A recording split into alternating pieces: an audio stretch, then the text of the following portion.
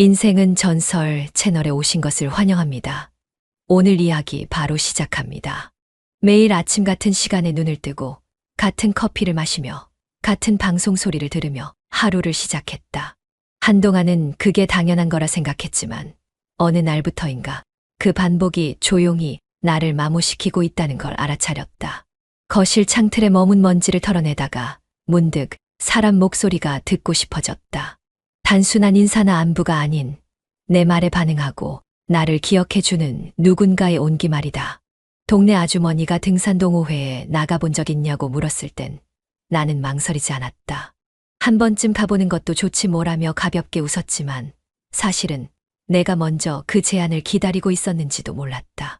나라는 사람이 누군가에게 끼어드는 게 민폐는 아닐까 늘 조심스러웠는데 그날은 그런 계산 없이 가방을 챙기고 운동화를 꺼내 신었다.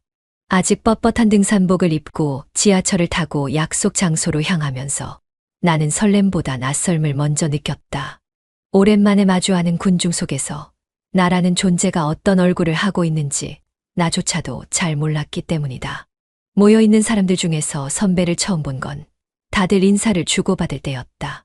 그 사람은 말이 많지 않았고 누가 시켜서 웃는 것 같은 어색한 미소를 짓지 않았다.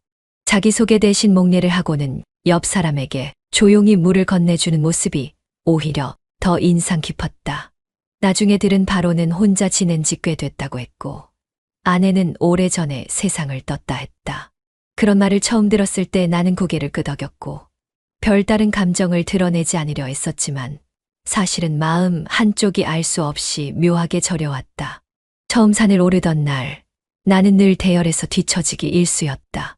발도 느리고 호흡도 가빠서 중간중간 쉬어야 했는데 그럴 때마다 선배는 꼭 내 옆에 있었다. 조금만 더 가면 덜 힘들어요. 그가 건넨 말은 짧았지만 말투는 조용했고 눈빛은 따뜻했다. 누군가가 나를 기다려주는 느낌, 그게 얼마나 오랜만이었는지 몰라서 나는 잠시 숨을 고르는 척하며 시선을 피했다. 원래 자주 오셨어요? 그가 묻자 나는 숨을 헐떡이며 대답했다. 아니요, 오늘이 처음이에요. 그리고 많이 후회 중이에요. 그는 웃지 않고 말했다. 첫날이 제일 힘들어요. 다음엔 괜찮을 겁니다. 말은 그랬지만 나는 그 다음이라는 게 있었으면 좋겠다고 생각하고 있었다. 하산할 땐 내 발걸음을 일부러 늦춰 선배와 보조를 맞췄다. 그런 나를 그가 눈치챘는지 아무 말 없이 배낭끈을 잡아 조절해줬다. 이렇게 하면 어깨가 덜 아파요. 가까운 거리, 짧은 접촉, 그러나 마음속엔 오래 남는 무언가가 있었다. 그 손이 스쳤을 뿐인데 나는 괜히 팔을 털듯 옷자락을 만지작거리며 감사해요 하고 말했다. 집에 돌아오는 길, 나도 모르게 휴대폰에 있던 동호회 단톡방을 다시 열어봤다. 오늘 찍힌 단체 사진 속 내 표정은 낯설 정도로 부드러웠고 어쩐지 젖은 손끝으로 사진을 넘기며 선배가 옆에 서 있는 걸 다시 한번 확인하고 있었다. 그 사람이 웃고 있었는지는 기억나지 않지만 내 눈은 그 사람 쪽으로만 향해 있었던 건 분명했다. 점심은 산중턱 너른 공터에서 먹었다. 누군가는 미리 깔아둔 돗자리를 펴고 또 다른 누군가는 김밥을 꺼냈다. 누가 먼저랄 것도 없이 자연스럽게 자리를 잡았고 나는 그중 가장 구석진 곳에 앉아 사람들의 웃음소리를 멀찍이 바라봤다. 체력이 바닥나 허기가 밀려드는 와중에도 어색함이 먼저 식도를 막고 있었다. 그때였다. 선배가 조용히 내 앞에 앉더니 내가 미처 꺼내지도 못한 수저를 챙겨 건네주었다. 따뜻한 손이 아니라 차가운 숟가락 하나였지만 그 순간만큼은 그보다 더 따뜻한 무언가가 내 쪽으로 건너온 기분이었다. 김밥 괜찮으세요? 그의 목소리는 낮았고 되묻는 어투가 부드러웠다. 나는 얼떨결에 고개를 끄덕이며 대답했다. 네, 너무 맛있어 보여요. 사실 아침부터 아무것도 못 먹고 와서. 그래서 수저 먼저 챙긴 거예요. 혹시나 힘 빠질까봐. 그의 말은 과하지 않았고 설명처럼 흘렀지만 나는 그 속에서 의도를 읽으려 했다. 정말로 배려였을까? 아니면 내가 무너지는 소리를 이미 듣고 있었던 걸까? 그가 건넨 유자차는 종이컵에 담겨 있었고 아직 입김이 남아있는 온도가 미지근하게 손바닥을 데웠다. 그가 이걸 언제 준비했을지 왜 나에게만 건넸는지 물어보고 싶었지만 차마 그러지 못했다. 대신 마시려던 찻잔을 다시 무릎 위에 내려놓고 향만 오래 맡았다. 그렇게 몇 초를 묵히고 있었을 때 그가 조심스레 말했다. 어디 불편한 데 없어요? 처음 산타면 무릎이 뻐근해질 수도 있어서요. 그 말이 입에서 나온 순간 나는 유자차보다 훨씬 깊은 온기로 가슴께가 덮여지는 걸 느꼈다. 신체 어디가 아프냐는 질문이 왜 그렇게 마음을 흔드는지 모르겠다. 오랜 시간 동안 누구도 내 상태를 물어오지 않았다. 감기 기운이 있든 다리에 쥐가 나든 혼자 앓다 지나가는 게 일상이었는데 그 짧은 문장이 묘하게 오래 남았다. 나는 무릎을 토닥이며 말했다. 생각보다 괜찮아요. 아까 알려주신 스트레칭 덕분인가 봐요. 그는 고개를 끄덕이고 멀리서 사람들을 바라봤다. 그 시선의 끝엔 특별한 감정이 없었지만 그의 눈매가 부드럽게 접히는 걸 보고 있자니 괜히 심장이 불편하게 요동쳤다. 등산 좋아하시나 봐요? 내가 조심스럽게 물었다. 예전엔 혼자 다녔어요. 요즘은 같이 오를 사람이 있다는 게 좋네요. 그 말에 나는 웃으며 대답했다. 저는 오늘이 처음인데 덕분에 그렇게 나쁘진 않았어요. 처음이 중요하죠. 처음에 마음 열면 다음은 편하거든요. 마음이라는 단어가 생각보다 쉽게 그의 입에서 흘러나왔고 나는 그 단어 하나에 머물렀다. 내가 무언가를 열고 있다는 걸 혹시 그도 알고 있는 걸까? 내 말투가, 표정이, 눈빛이 그에게 감지되고 있다면 지금 이 상태를 뭐라고 설명해야 할까?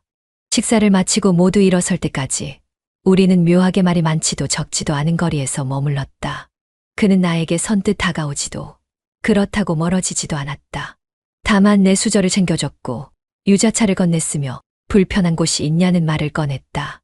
그 사소한 행동들이 하나씩 겹쳐지며 나는 오늘의 삶보다 그의 말투가 더 따뜻했다는 걸 기억하게 됐다. 집에 돌아오는 지하철 안에서 나는 창밖을 보며 생각했다. 내가 받은 그 말투들, 그 온기들은 산에서만 머물렀을까?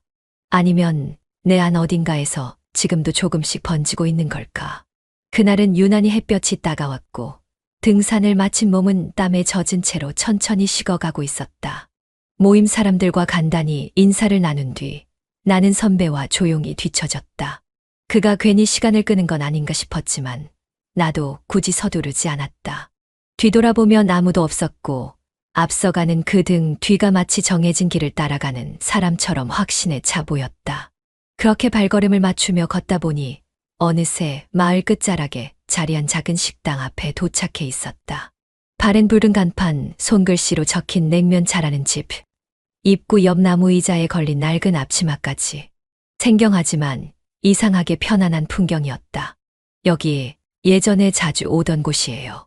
혼자 등산할 때면 꼭 들렀죠. 그가 그렇게 말하며 문을 열었고 나도 무심코 그 뒤를 따랐다. 실내는 생각보다 어두웠고 반찬 냄새가 진하게 배어 있었으며 구석방은 문 대신 두꺼운 커튼으로 가려져 있었다. 그가 자연스럽게 그 방으로 향하자 나는 한 박자 늦게 따라 들어갔다. 방 안엔 오래된 전기장판이 깔려 있었고 벽에는 아무것도 걸려 있지 않았다. 창문도 없고 바깥 풍경도 보이지 않는 공간이었지만 묘하게 안전해 보였다. 그가 먼저 자리를 잡았고 나는 문 쪽 가장자리에서 어색하게 무릎을 꿇었다. 시원한 거 드실래요? 막걸리도 한 병 괜찮죠? 그가 나를 쳐다보며 웃었고 나는 알겠다는 듯 고개를 끄덕였다. 말없이 잔을 채우고 식당 주인이 놓고 간 냉면과 부침개를 앞에 두고 우린 조용히 젓가락을 들었다. 몇 마디 일상적인 대화를 주고받았지만 눈빛은 음식보다 서로의 표정을 더 자주 훑고 있었다. 부침개 한 조각을 나눠 들던 그의 손이 내 손등에 살짝 닿았고 나는 고개를 숙인 채 아무렇지 않게 젓가락을 바꿔 쥐었다. 시간이 흐를수록 방 안의 공기는 조용히 밀도 높게 가라앉았다. 장판의 열기가 몸을 데우는지 아니면 그의 시선이 내 몸을 타고 도는 건지 알 수 없었다. 식사를 거의 마칠 무렵 그는 갑자기 내 손을 천천히 잡았다. 놀라기도 전에 그는 내 손을 살짝 감싸쥐고는 말했다. 조금만 더 있으면 안 돼요? 나는 대답하지 못했다. 그 물음이 단순히 식당에 좀 더 머무르자는 의미인지 아니면 지금의 이 분위기를 놓치고 싶지 않다는 뜻인지 너무 잘 알고 있었기 때문이다. 손을 빼려는 움직임도 그대로 머무르겠다는 의지도 내게는 없었다. 그저 그는 내 손을 놓지 않았고 나는 그 손을 외면하지 않았다. 혹시 불편해요? 아니요. 그냥 이게 좀 어색해서요. 그가 고개를 끄덕이며 내 손을 놓는 듯 했지만 대신 장판 위로 천천히 몸을 옮겨 앉았다. 나는 벽을 등지고 앉은 채 내 시선이 어디에 머물러야 할지 몰라 두 손을 허벅지 위에 올려놓았다. 그가 작은 이불을 꺼내 펴고 그 위에 한쪽 팔을 기대며 말했다. 사람들은 이런 순간을 언제 제일 그리워하게 될까요? 나는 그 말의 의도를 파악하려 애썼지만 결국 솔직하게 되묻고 말았다. 지금요? 아니면 나중에요? 그는 웃지 않고 조용히 말했다. 지금. 이 순간을 누군가랑 나눌 수 있는 게 얼마나 흔치 않은 건지 우리는 지나고 나서야 알잖아요. 그 말은 멈춰 있던 내 시선을 풀어버리는 실마리 같았고 나는 천천히 그가 앉아있는 쪽으로 몸을 틀었다. 아주 자연스럽게 마치 오래전부터 그렇게 있어 왔다는 듯 우리는 이불 위에 나란히 앉게 되었다. 말은 줄었지만 공기 중의 숨소리만은 서로를 따라왔다. 손이 스치고 팔이 맞닿고 머리가 기댄다. 그러다 어깨의 기대는 그의 머리 무게가 점점 무겁게 느껴졌고 나는 그 무게에 밀리듯 그의 가슴팍에 이마를 살짝 붙였다.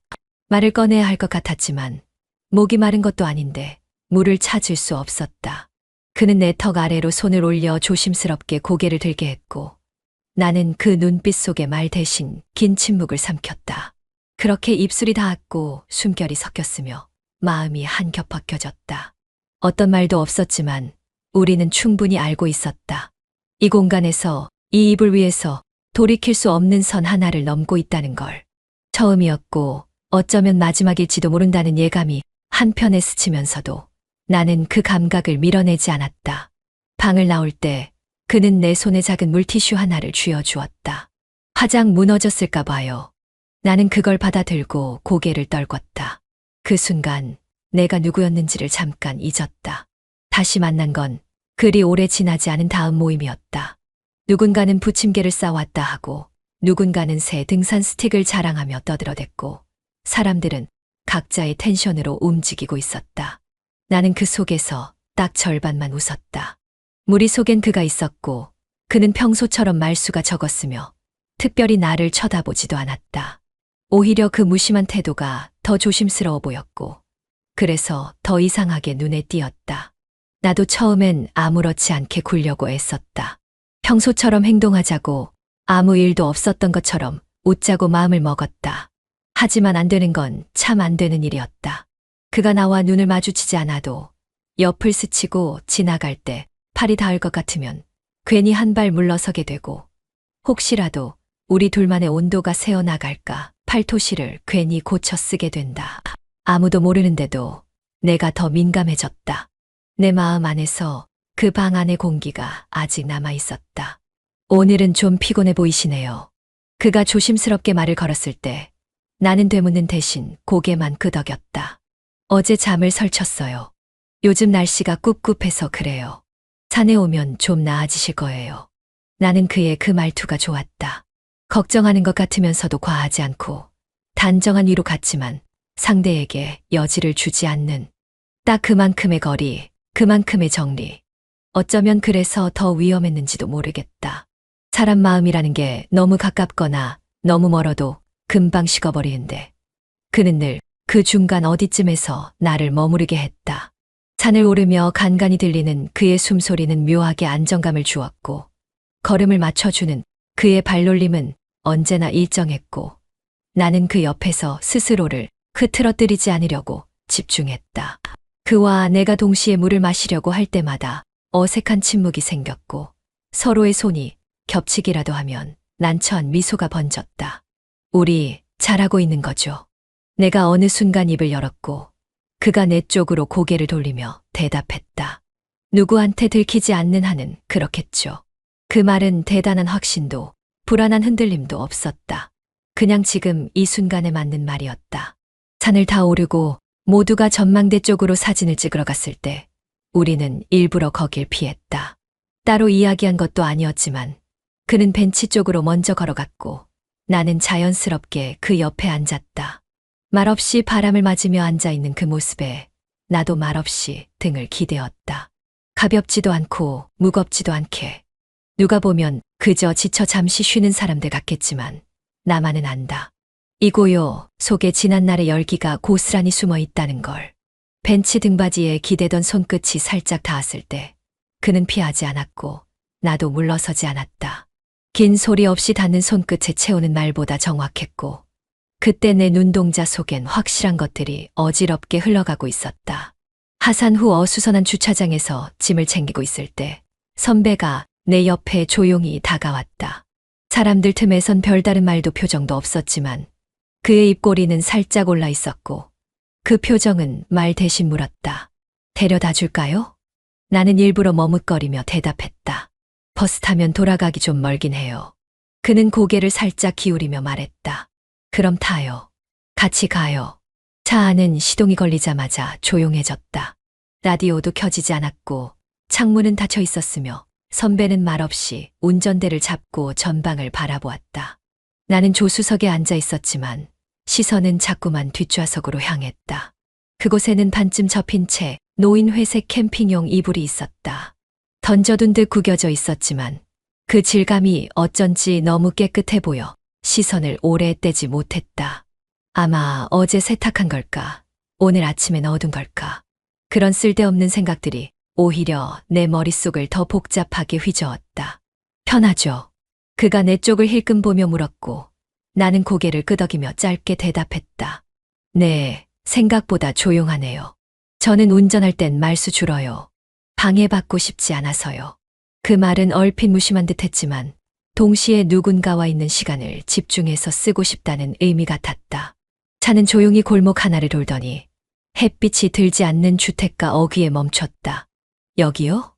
조용하잖아요. 잠깐만 쉬었다 가요. 시간도 이르고 그 말은 강요도 유혹도 아니었고 오히려 더 조심스러웠다. 나는 손등을 매만지며 말했다. 괜찮아요. 저 피곤하긴 하네요. 그는 고개를 돌리지 않고 말했다. 그럼 뒤로 갈까요? 지금이요? 응. 그 대화는 짧았지만 모든 동의와 응답이 그 안에 들어 있었다. 나는 문을 열고 조용히 뒷좌석으로 몸을 옮겼다. 문을 닫을 때 나는 처음으로 그 공간을 제대로 봤다. 커튼은 없었지만 유리엔 선팅이 진했고 안쪽에 놓인 이불 위로 햇살이 조각조각 떨어져 있었다. 차체가 덜컹일 때마다 작은 소음이 났지만 그 안에서 우리는 서로를 조심스럽게 바라봤다. 그는 먼저 옆에 앉아 나를 바라봤다. 불편하면 말해요. 진심으로. 나는 고개를 저으며 웃었다. 아니요. 지금 이 순간은 그냥 말 안 해도 될 것 같아요. 그럼 아무 말 없이 있어 줄게요. 나는 가방을 옆으로 밀고 이불 한쪽을 살짝 덮었다. 이불 안에 들어간 건 내 몸이었지만 그 안에 묻힌 건 내 망설임이었다. 선배는 한쪽 팔을 등받이에 기댄 채 내 어깨에 조심스럽게 손을 얹었다. 그의 손바닥은 뜨겁지도 차갑지도 않았고 그저 지금 여기라는 존재감을 조용히 눌러왔다. 숨이 조금 가빠졌고 나는 창밖을 한번 바라봤다. 사람 그림자는 없었고 새 한 마리도 날아가지 않았다. 그 침묵이 나를 더 깊이 안쪽으로 밀어넣었다. 그는 천천히 나의 팔을 따라 손을 내렸고 나는 숨을 들이쉬며 그의 시선을 받아냈다. 입맞춤은 자연스럽지 않았지만 거칠지도 않았다. 2번, 3번 반복될수록 익숙해졌고 나는 그 안에서 자꾸만 자신을 잃어갔다. 그날 우리는 아무 말도 하지 않았다. 뒷좌석이 그렇게 좁았던가 싶을 만큼 우리는 서로 가까이 다가갔고 이불은 천천히 흘러내렸다. 그 아래에 무슨 감정이 있었는지 나중에야 어렴풋이 알게 되었다. 그건 욕망이라기보다는 자신이 사람이라는 걸 느끼고 싶었던 갈망에 가까웠다. 시간이 얼마나 흘렀는지 모르겠다. 조용히 숨을 고르고 차 문을 여는 순간 햇빛이 다시 내 얼굴을 스쳤고 나는 본능적으로 거울을 찾았다. 머리를 정리하고 입술을 닦으며 나는 말없이 웃었다. 거울 속 내 눈동자는 낯설지 않았다. 오히려 이제야 익숙한 표정을 짓고 있는 것 같았다. 그가 마지막으로 건넨 말은 짧았다. 내일 모임 나오실 거죠? 나는 그 질문에 똑바로 대답하지 않고 그저 이렇게 말했다. 오늘은 고마웠어요. 그리고 집에 도착했을 때 나는 문을 열고 들어서며 스스로에게 물었다. 지금 이 순간이 끝이 아니라 시작이라면 나는 어디까지 갈 수 있을까? 샤워기에서 떨어지는 물줄기가 목덜미를 타고 흘러내릴 때 나는 아직 완전히 식지 않은 체온을 느꼈다. 그 따뜻함이 내 몸 어디에서 비롯된 것인지 모르는 척하려 했었지만 가슴께 어딘가에 뭉근히 남은 열감은 그날 오후의 한 장면을 정확히 떠올리게 했다. 물기를 닦고 수건을 두른 채 욕실 거울 앞에 섰을 때 김이 잔뜩 서린 거울 속에는 내 얼굴도 감정도 흐릿하게 퍼져 있었다. 무심코 손바닥으로 거울을 문지르자 한쪽에 흐릿한 입술 자국이 남아있는 게 보였다. 내가 닦아내지 않은 혹은 일부러 남겨둔 흔적. 그 자국은 그가 사준 립스틱이었다. 처음엔 너무 진하다 싶어 망설였던 색이었지만 그가 이 색은 당신 얼굴이 제일 잘 어울릴 것 같아요라며 건넸고 나는 그 말에 조금은 들떠 입술에 올렸다. 촉촉하고 무거운 질감, 지나치지 않게 짙은 색감. 내가 입어보지 않았던 색이 내 얼굴에서 낯설지 않게 어울리는 걸 거울을 통해 확인하던 그 순간이 떠올랐다. 정가운데까지 달았네. 나는 립스틱 뚜껑을 열고 말없이 입꼬리를 올렸다. 평소라면 화장을 지우고 침대에 누웠을 텐데 그날은 이상하게 입술에 남은 색조차 지우기 싫었다. 그건 단지 화장 이상의 의미를 가지고 있었다. 오늘 하루 동안 내가 얼마나 흔들렸는지, 얼마나 그 사람에게 마음을 열어버렸는지를 보여준 지표 같았다. 침실로 들어가 립스틱을 조심히 화장대 위에 올려두면서도 자꾸만 손끝이 그것을 쓰다듬게 됐다. 그가 건넸던 순간, 그걸 처음 바르고 그의 눈빛을 받았던 장면, 그리고 입술이 닿을 때마다 더 깊어지던 감정들. 그 모든 것이 이 짧은 화장품 하나에 눌러 담긴 듯했다. 휴대폰 알림이 한 번 울렸다. 그는 아니었다. 단톡방에서 누군가 이번 주말엔 비 안 온대요라며 메시지를 남긴 것뿐이었다. 아무 일도 아닌데도 나는 괜히 심장이 철렁했다. 그가 보낸 건 아니라는 안도와 동시에 그조차 기대하고 있었다는 사실에 스스로 놀랐다. 거울 앞에 다시 섰다. 내 얼굴엔 화장기 대신 미묘한 기색이 번져 있었다. 입꼬리는 평소보다 살짝 올라 있었고 눈동자는 어딘지 촉촉해 보였다. 나는 거울을 바라보며 말했다. 오늘은 지우지 말자. 그래도 돼. 그 말은 누구에게 들려주려 한 것도 아니었고 내 마음의 균형을 맞추기 위한 주문 같은 것이었다. 욕실 문을 닫기 전 다시 한번 거울을 닦았다. 입술 자국은 사라졌지만 나는 그 흔적이 남아있던 자리를 오래 바라봤다. 그건 사랑이었을까? 욕망이었을까? 아니면 그냥 누군가에게 여자로 보이고 싶었던 내 오랜 외로움의 결과였을까? 이불을 덮으며 누웠을 때도 입술은 아직 물든 채였다. 내가 그를 떠올리고 있다는 걸 내 몸은 이미 알고 있었다. 그리고 이 감정이 더 이상 돌이킬 수 없다는 사실도. 평일 오전 사람들의 출근 물결과는 반대로 우리는 산을 올랐다. 누구도 눈치챌 수 없는 시간, 정식 일정이 아닌 날. 누가 먼저 말하지 않아도 자연스럽게 정해진 흐름처럼 짧은 메시지 하나면 충분했다. 오늘 괜찮으세요? 그 한 문장만으로 나는 운동화 끈을 조여맸고 물병을 가방에 넣었고 거울 앞에서 립스틱을 다시 눌러 발랐다. 등살로엔 가을의 끝자락 같은 낙엽이 가득 깔려 있었고 공기는 서늘했으며 우리 사이의 말은 적었지만 묘하게 리듬이 맞았다. 나무십 사이로 비치는 빛보다 더 눈에 밟히는 건 그의 팔뚝과 내 손등 사이의 거리였다. 몸이 가까워질수록 말은 줄었고 말이 줄수록 심장은 더 바쁘게 뛰었다. 그는 나보다 한 걸음 앞서 걷다 중간중간 고개를 돌려 내 속도를 확인했고 나는 그런 그의 눈길을 피하지 않았다. 숨이 조금 차오를 무렵 그는 물병을 꺼내며 말했다. 쉬고 가요. 저기 바위 그늘 괜찮죠? 좋아요. 여긴 아무도 없네요. 그래서 더 좋네요. 그 말은 어쩌면 등산에 대한 소감이었겠지만 나는 그 문장 속에서 전혀 다른 뉘앙스를 읽었다. 아무도 없는 이 시간, 아무도 없는 이 산, 그리고 그 속에 우리 둘만 있다는 사실이 어쩌면 오늘 우리가 가야 할 마지막 목적지를 정해주는 것 같았다. 하산은 빨랐다. 말이 없었고 눈빛도 조심스러웠지만 발걸음엔 망설임이 없었다. 차에 올랐을 땐 그가 어디로 가는지 묻지 않았고 그는 굳이 설명하지 않았다. 창밖으로 스쳐 지나간 오래된 여관 간판, 색이 바랜 철제 프레임에 간신히 붙어있는 글자들. 그 앞에 차가 멈췄을 때 그는 시선도 주지 않고 이렇게 말했다. 들어갔다 나올까요? 대답이 필요 없었다. 나는 눈을 마주치지 않고 문고리를 먼저 잡았고 툭 소리로 열린 차 문의 발끝부터 내리며 몸을 움직였다. 걸음은 망설이지 않았고 문은 밀자마자 마치 기다렸다는 듯 소리 없이 열렸다.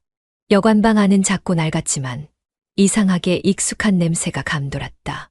향기라고 말하긴 어렵지만 그 안엔 긴장과 무게가 함께 섞여 있었고 커튼은 두 겹이었다. 바깥 빛을 완전히 차단해버린 그 어두운 방에서 우리는 어떤 표정도 짓지 않았다. 그는 내 가방을 벽 쪽에 내려놓았고 나는 그 옆에 놓인 베개를 물끄러미 바라봤다. 무서우세요? 무서웠으면 안 왔죠. 그럼 후회하진 말아요. 오늘은 아무것도 묻지 말아요. 나는 벽에 등을 기댄 채 조심스레 등산복의 지퍼를 아래로 내렸다. 땀이 식은 목덜미에서부터 바람처럼 미세한 감각이 스치기 시작했고 그가 내 앞에 무릎을 꿇듯 앉았다. 한 손은 내 허리를 조심스럽게 감싸 안았고 다른 손은 지퍼 아래로 미끄러지듯 내려와 멈췄다. 그의 이마가 내 쇄골에 닿을 듯 가까워졌을 때 나는 자연스럽게 고개를 숙였고 입술이 맞닿았다. 입맞춤은 서툴지 않았고 그렇다고 욕망처럼 들이대지도 않았다. 조심스럽고 부드러웠고 중간중간 숨을 섞으며 머뭇거렸다. 나는 눈을 감고 손끝으로 그의 팔을 잡았다. 그의 입술이 아래로 내려갈 때마다 내 피부 위에 남기는 자국은 작고 뜨거웠다. 턱 아래를 지나 목선을 타고 땀 한 방울 맺히지 않은 그 자리에 입술이 오래 머물렀다. 나는 손끝으로 그의 등을 더 끌어안았고 그 순간 무너지는 느낌이 전신을 덮었다. 어떤 말도 나오지 않았고 어떤 해명도 필요하지 않았다. 그저 이 순간이 우리가 얼마나 목말라 있었는지를 증명해 주는 것 같았다. 이불 아래의 공기는 뜨거웠고 숨이 서로의 가슴께에 걸려 천천히 오르내렸다. 겹쳐진 숨결 사이 나는 그의 눈을 바라보지 않았다. 보기만 해도 들킬 것 같아서. 들뜬 감정이 아니라 그 안에 감춰둔 간절함이 모두 드러나 버릴까 두려워서. 내 팔에 감긴 그의 손이 아주 천천히 내려가다 멈췄다. 마치 지금 이 순간이 오래 머물길 바라는 사람처럼 몸의 움직임도 숨결의 템포도 한 박자 느려졌다. 그는 나의 귓가에 숨을 묻듯 낮게 말했다. 지금 괜찮아요? 나는 입을 열지 않고 그저 그의 이마에 입술을 눌렀다. 말보다 오래 남는 대답이었다. 천장은 낮고 커튼은 두 겹이었고 시계는 보이지 않았다. 모든 시간은 그 어둠 속에 눌려버려졌고 이불 속에 우리는 그 공간에서 벗어나지 않았다. 그 방에서 나왔을 땐 햇살이 조금 누그러져 있었다. 우리는 함께 나오면서도 서로를 보지 않았다. 대신 손등이 잠깐 스쳤고 나는 그 순간에도 아직 이불 속 온기를 지우지 못한 채였다. 그 온기는 내 피부보다 더 오래 가슴 안 어딘가에 남아 있었다. 집에 도착했을 땐 거실 불이 켜져 있었고 TV에선 뉴스 앵커의 목소리가 흘러나오고 있었다. 화면 속 자막이 빠르게 지나갔지만 내 눈엔 들어오지 않았다. 남편은 늘 그렇듯 그 자리에 없었고 침실문은 닫힌 채였다. 현관문이 열리는 소리에 고개조차 들지 않았던 사람. 내가 몇 시에 나갔는지, 어디에 있었는지, 누구와 함께였는지를 묻던 시절은 지나고 있었다. 그런 말은 더 이상 우리 부부 사이에 존재하지 않았다. 묻지 않으면 들킬 일도 없다는 듯 그는 아주 조용히 나를 잃어가고 있었다. 발끝으로 쌓인 먼지를 느끼며 스스로도 느끼지 못한 표정을 지은 채 옷걸이 앞에 섰다. 코트를 벗고 블라우스를 벗었다. 오늘 하루의 모든 온기를 흡수한 옷들이 하나씩 바닥으로 내려앉을 때쯤 나는 서랍을 열고 새로 산 속옷을 꺼냈다. 부드러운 연보라색의 섬세한 레이스가 달린 브래지어, 같은 톤의 팬티 세트. 예전 같았으면 절대 고르지 않았을 화려한 디테일이었지만 요즘 나는 그런 걸 자주 고르고 있었다. 어깨끈을 당기며 거울 앞에 섰을 때 문득 혼잣말처럼 내뱉었다. 이제야 조금 여자 같네. 그 말은 누구에게 하는 말도 아니었지만 거울 속 나에게는 정확히 들려왔다. 광 대표의 윤곽보다는 허리선의 굴곡을 더 오래 들여다보게 되고 화장기 없는 얼굴보단 발끝으로 떨어지는 시선의 방향이 중요하게 느껴졌다. 나는 천천히 돌아서서 등을 보았다. 그리고 엉덩이의 실루엣을 확인하며 한 손으로 허리춤을 쓸어내렸다. 예쁘다기보다는 생경하고 낯선 감정이었다. 스스로의 뒷모습에 몰입하게 되는 이 기분이 처음엔 부끄러웠지만 이젠 익숙해지고 있었다. 그날 산 립스틱도 거울 앞 화장대에 올려져 있었다. 아직 한두 번밖에 쓰지 않았는데 벌써 정이 든 색이었다. 그는 이런 색이 어울릴 거라고 했고 나는 그 말을 믿었다.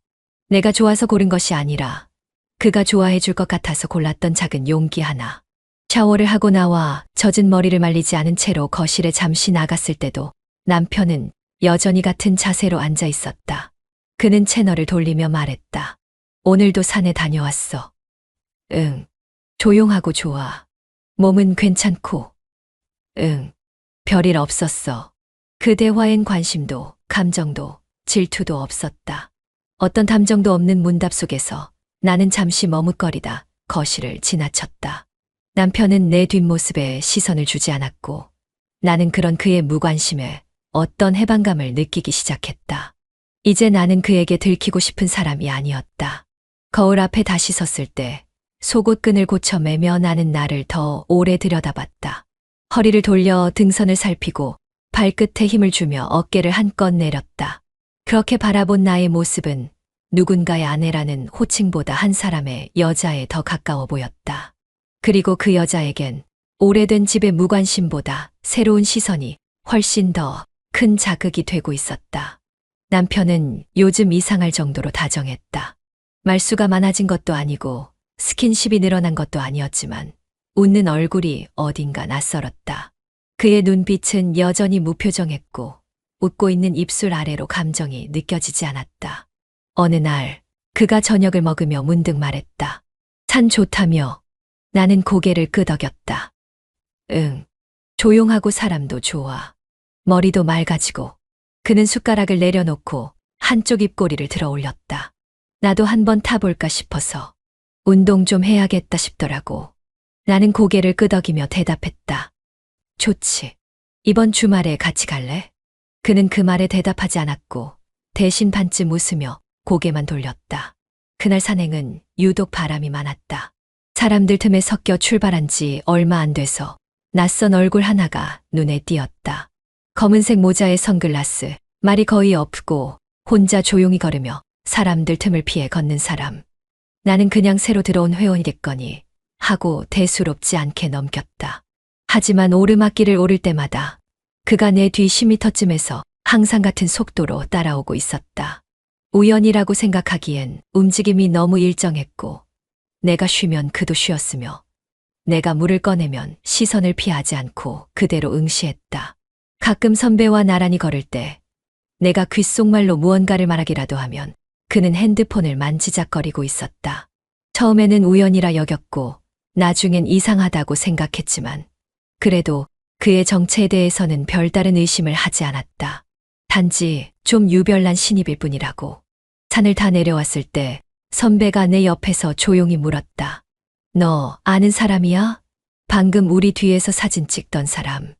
나는 그 말에 웃으며 고개를 저었다. 아니요. 잘 몰라요. 오늘 처음 보는 분 같던데요. 그 말은 사실이었다. 난 정말 그를 몰랐다. 그리고 그게 문제였다. 우리는 늘 그랬듯 산에서 내려와 조용한 골목으로 향했다. 아무도 관심 두지 않는 낡은 간판 아래 그 여관. 서로 말을 아끼며 이불을 덮었다. 아무 일도 없다는 듯 행동하면서도 서로의 체온만큼은 진심을 닮아 있었다. 우리는 커튼을 치고 커피를 내리고 시간을 흘려보냈고 그 방 안은 마치 외부와 단절된 무중력처럼 고요했다. 하지만 그 시간 동안 또 다른 차 한 대가 여관 주차장에 조용히 세워져 있었다. 블랙박스는 녹화 중이었고 조수석에는 광각 카메라가 장착돼 있었다. 선글라스를 쓴 채 움직임 없이 앉아있던 그는 2시간 후에야 천천히 시동을 걸었다.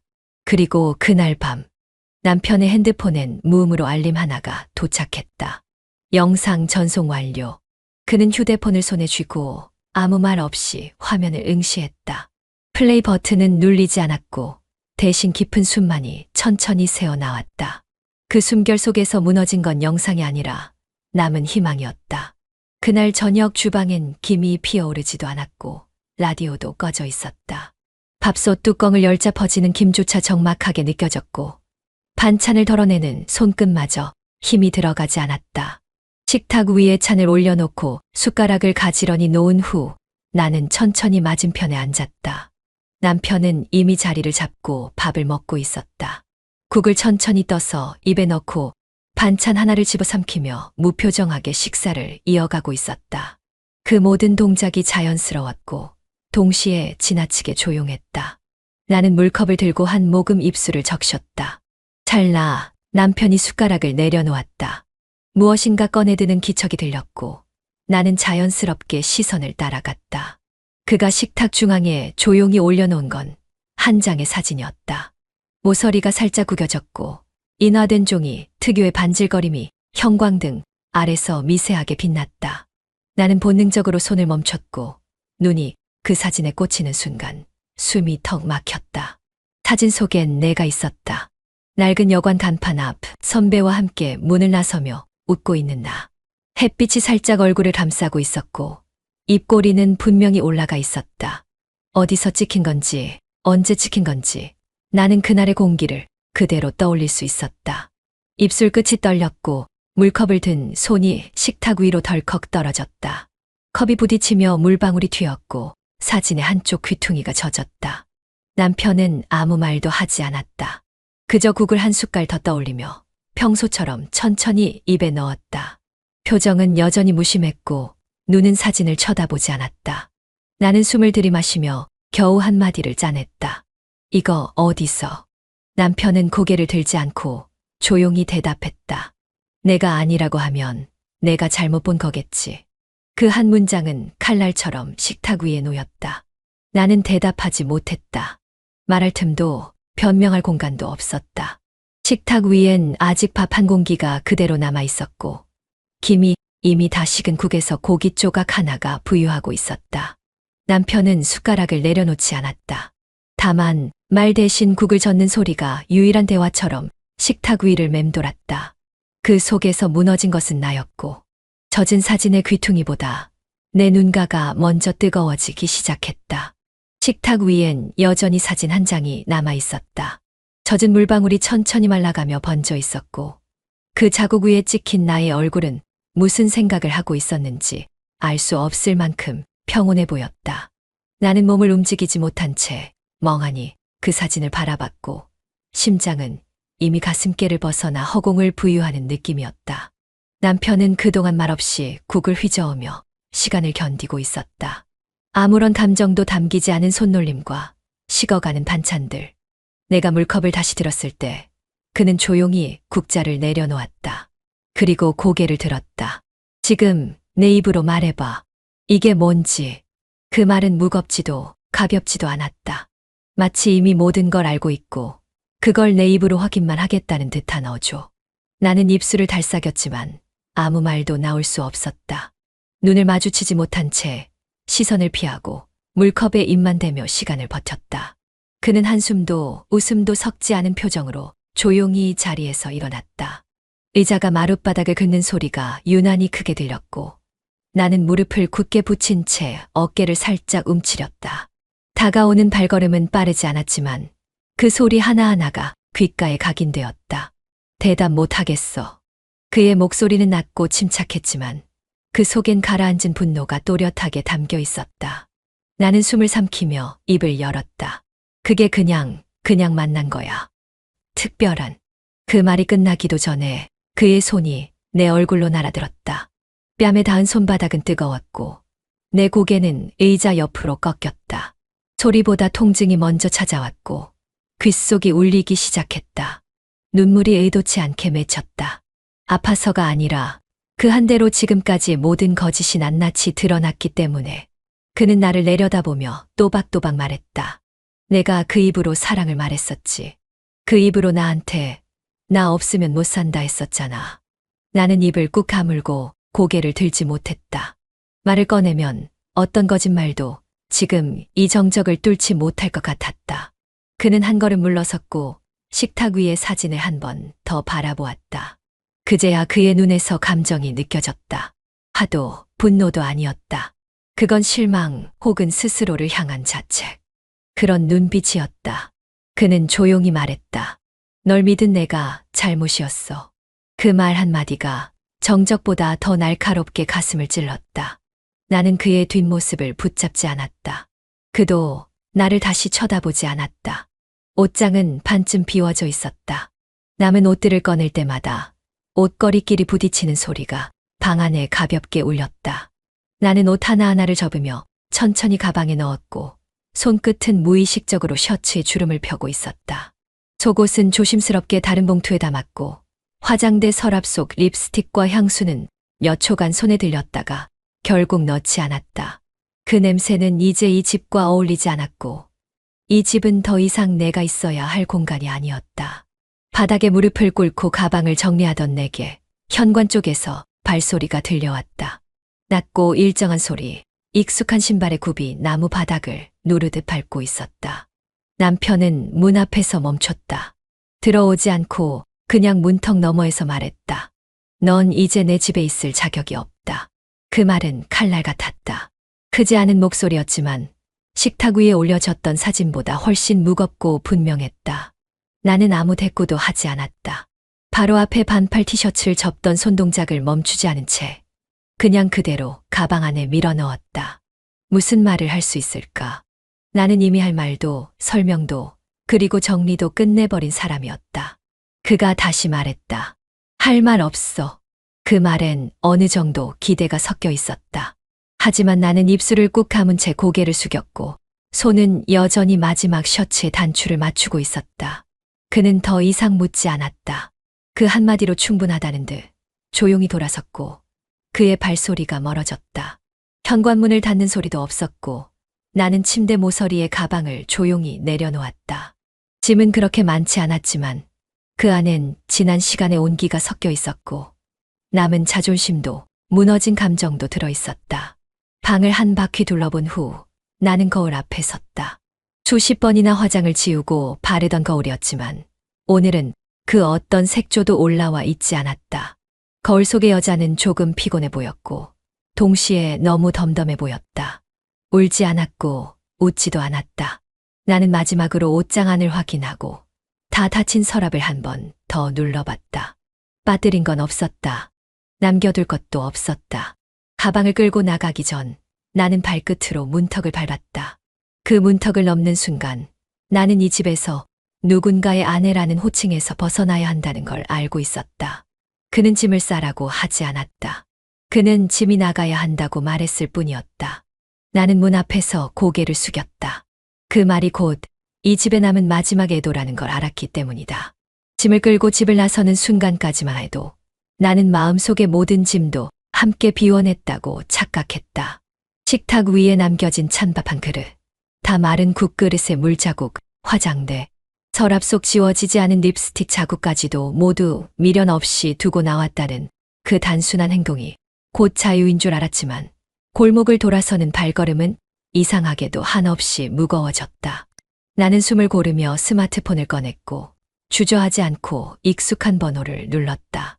그 사람, 몇 달 전부터 나의 일상에 스며들었던 말 한마디에 가슴이 요동치고 손끝 하나에 몸이 뜨거워졌던 사람. 그 번호는 여전히 단축번호에 있었고 손가락은 기억처럼 그 위를 눌렀다. 신호음이 길게 울리는 동안 나는 가방 손잡이를 더 세게 쥐었고 울지 않으려 꾹 담은 입술이 떨리기 시작했다. 제발 한 번만 받아줘. 속삭임에 가까운 그 말은 허공에 녹아 사라졌고 통화는 끝내 연결되지 않았다. 그는 나를 더는 원하지 않았다. 내가 먼저 모든 걸 던졌지만 마지막 순간까지도 나는 그에게 매달리고 있었던 것이다.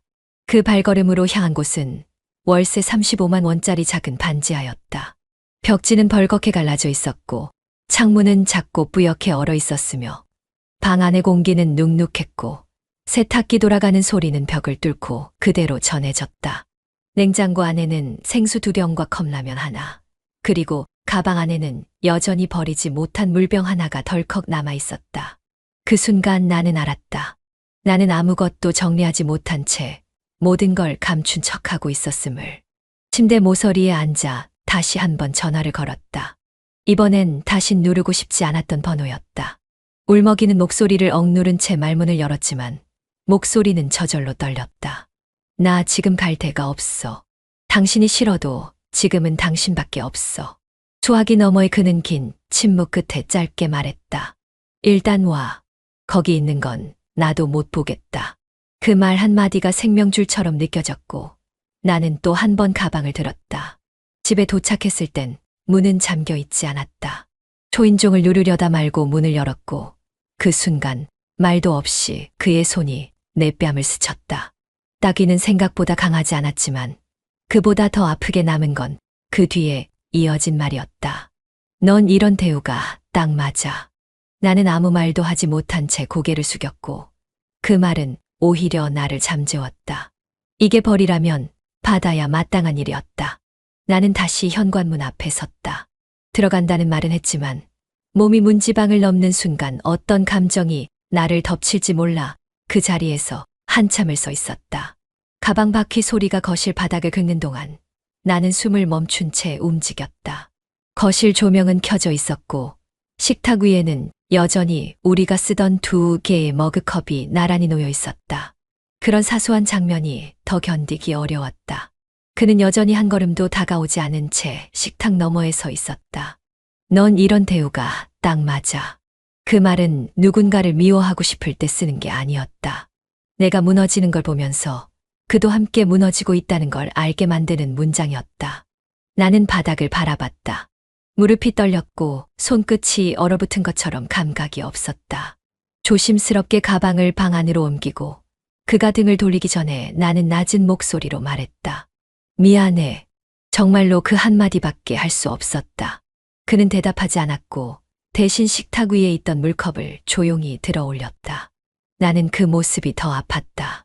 화를 내지 않는 것도 차갑게 무시하는 것도 아니었다. 그건 실망이었다. 모든 감정이 식은 사람이 가지는 절망의 표정. 나는 그 표정을 다시는 떠올리고 싶지 않다고 생각했다. 방 안은 적막했고 그 고요는 내 마음 안에 있던 모든 소리를 증폭시키는 듯했다. 아무도 묻지 않았지만 나는 속으로 수십 번씩 대답하고 있었다. 왜 그런 선택을 했는지, 언제부터 모든 게 틀어졌는지, 그 사람은 진짜 나를 원했는지, 그리고 내가 남편에게 바란 게 대체 무엇이었는지. 답은 없었고 고개를 흔들어도 떨쳐지지 않았다. 세상이 조용해질수록 내 안은 시끄러웠다. 그렇게 천장을 보며 1시간이 흘렀고 아무 말도 하지 않은 채 방 밖에서는 컵이 싱크대에 닿는 소리가 희미하게 들렸다. 그는 여전히 그 자리에 있었다.